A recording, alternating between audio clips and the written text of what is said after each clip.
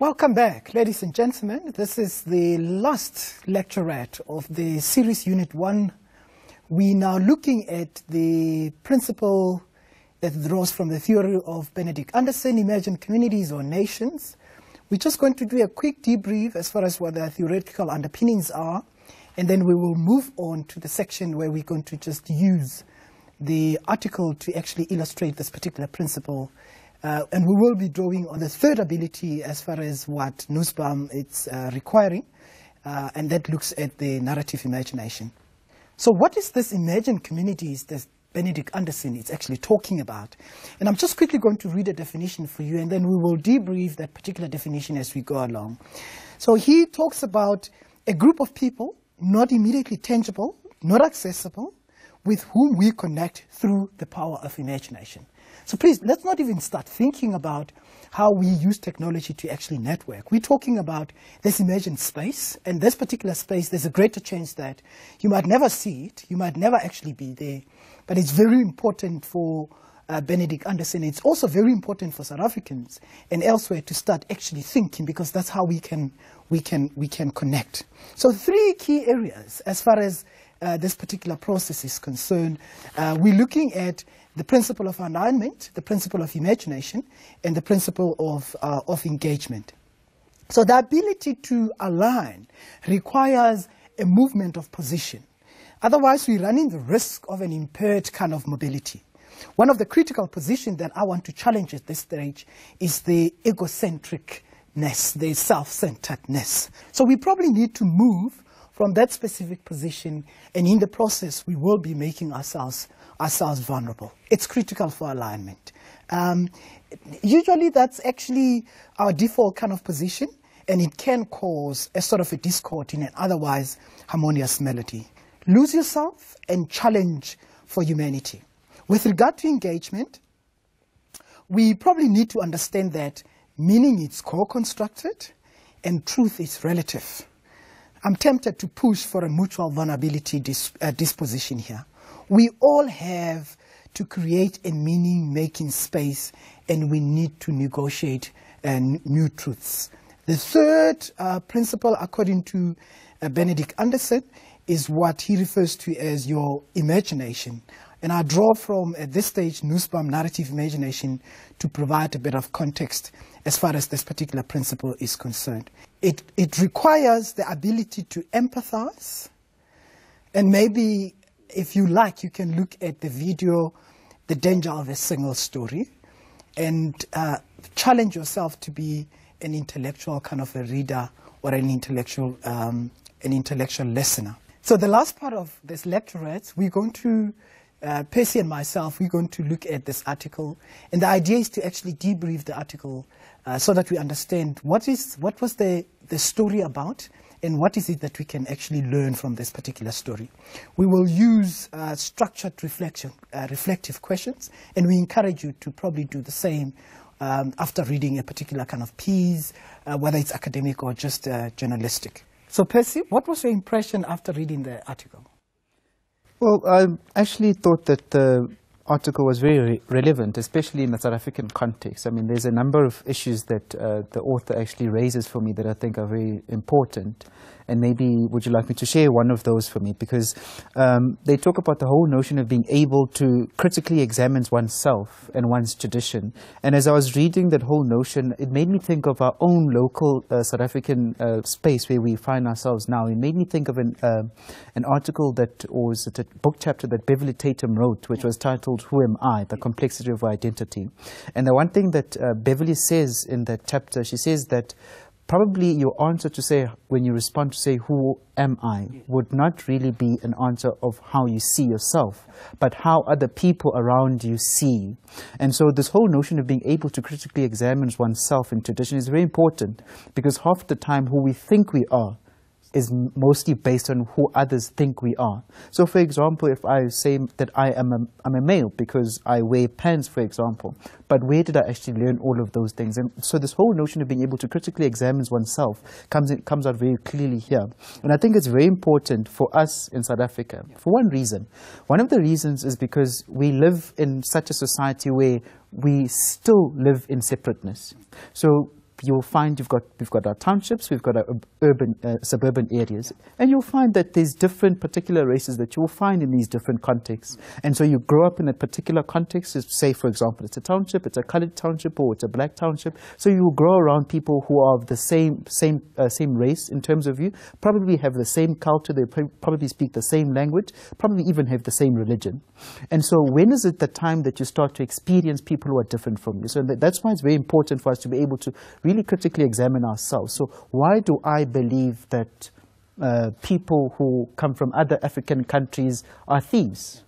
Or that they steal wives, or that they sell drugs? Where did I learn these messages? And so that whole notion for me comes out very clearly here, which I think really applies in a South African context. But that's just one of the things that came out for me.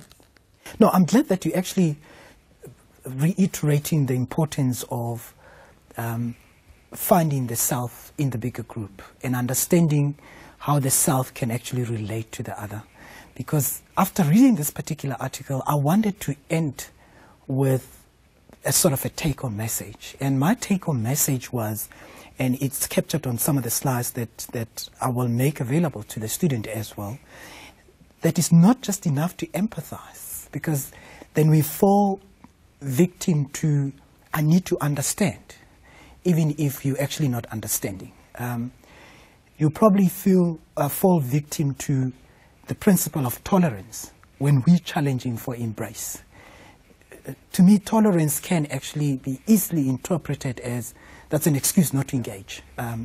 So embrace, because to embrace means you have to really elevate and challenge yourself on a bit of a vulnerable kind of a level. And there's another one that came very strong for me out of this particular article, was the other's perspective and how you can strike a bit of balance. Now, you earlier on said the construction of identity, it's probably a lifetime process, because just when I think I know who I am, somebody else reflects a notion that I was never aware of. And I think you would appreciate the theory that looks at that we're not aware of. It's probably more important than that we are aware of. So the Johari awareness kind of principles becomes extremely important here. So the last one that I want us to talk a little bit about is the other in you. So in other words, if I really understand who I am and what I stand for, I probably need to look at you and I need to see myself. And I'm not sure how best we can actually close that particular gap. I don't have to be Percy. I'll retain my authentic Joe, but I need to understand that Joe actually translates better when Percy happens, and Percy translates a little bit better when Joe happens. How best do you think we can actually facilitate that process? I think the author actually alludes to say how we can begin that sort of process when they talk about the whole idea of imagination. And this imagination is not really imagining too far away, but they just make a simple point about placing yourself in another person's shoes. So I just placed myself in your shoes. And as I was reading, I was thinking of examples of how we can actually place ourselves in other people's shoes. And let's take and use the South African context, because in one of the classroom discussions, the students saw a video. One of the ways that we can perhaps start to bridge these gaps between us as human beings is, let me imagine myself being a lesbian female in South Africa, in a current South African situation where females who are lesbian are being raped because of their sexuality. So I can just put myself in that position, or I can put myself in a position and put myself in shoes of a foreigner who comes from Africa who has to live in South Africa, and imagine what my life experiences would be in light of the whole xenophobic attacks that have been happening. And so for me, that's one of the ways we can actually start to, by starting to imagine ourselves or putting ourselves in the other person's shoes. So before I make a joke, a racial joke, maybe let me put myself in the position of the person who's at the receiving end. Is it funny to that person, or is it only funny to myself? So for me, I think that's one of the powerful things that we can actually do to start engaging with that space that does exist between us. I want to highlight another challenge, and I want to tap in your brains here. I think we're probably sitting with dominant discourse that have never been challenged, and I'm thinking of also trying to bridge the gap between us and them. Right? Those are two dominant kind of discourse, and none of us is prepared to leave, either the us or the them. They want to use that as an operational kind of space because it's safe. We've grown to know that by conducting ourselves in a particular kind of way, it will be acceptable within our particular context. But how do you help the students to challenge the dominant discourse, the voices that they were brought up with? How do I even start to imagining that I can be lesbian when I've got a dominant discourse that discourages that, and that emanates probably from religion? How do I even imagine myself poor when I've got a dominant discourse that speaks to class and privilege? How do I, and so I can go on. What's your take on that? The one thing that comes out from here is that we need to start seeing ourselves as human beings before we are anything else. And I think if we really start to see ourselves as human beings before we are male, before we are black, before we are Indian, before we are Christian or Muslim, then we've got a very level ground to begin with, because we do share a lot as human beings. We all have need for food, the need for shelter, for love, for affection. It doesn't mean that someone who's from Africa who is not entitled to the need for shelter or for food or to be loved. We all share those similarities. So the minute we start to really see ourselves and imagine ourselves as being human beings first, we start to level the platform, because we're starting from an equal space. And I think that's the one thing. But obviously it's not very easy, because like you've mentioned, already we are being born into a society with structures that already exist, where males have a particular set of expectations and how they're supposed to act, whereas black people, there's sort of expectations and loaded sort of stuff about your identity as an African person, or as a white person, for example. What also makes it very difficult is the whole notion of internalization and accepting a full sense of our identity. So for me, for example, accepting the privilege that I get for being male, for example. In that example you used with the take-home message, you said that female student lives in fear of being raped. As a male in South Africa, I don't live in the fear of walking outside and thinking that I'm going to be raped. There's something that's very wrong within our society that I as a male need to challenge. So it doesn't mean that just because I'm not affected by rape in South Africa, I shouldn't be concerned about the fact that it does happen. Yeah. And so I think it's the whole notion when you start to really think and see ourselves as human beings. And so what affects you, and just because it doesn't affect me doesn't mean I mustn't concern myself with trying to actually try and find solutions. Thank you very much for your insight. I want at this stage just to conclude, but we're concluding just this session. I want the students to actually continue. And I think my take-home message at this particular stage is how to become a democratic and cultivated citizen begins with you and me. Thank you, guys.